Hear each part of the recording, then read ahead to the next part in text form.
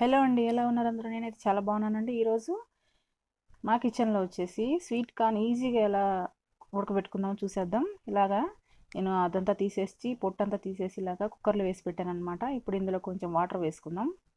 ఇలా చిన్న tea glass water వేసేసుకొని తర్వాత మనం కొంచెం ఉప్పు వేసుకోవాలన్నమాట.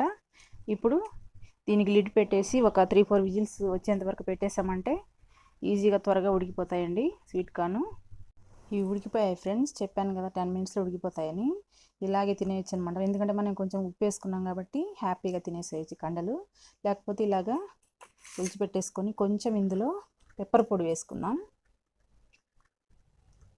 పెప్పర్ పొడి స్ప్రింకిల్ చేసుకొని అలాగే కొంచెం నెయ్యి అనమాట, నెయ్యి వేసుకొని ఇలాగ కలిపేసుకొని తిన్నామంటే చాలా చాలా యమ్మీగా ఉంటుందండి. ఇలాంటి ఇంట్రెస్టింగ్ వీడియోస్ కోసం నా ఛానల్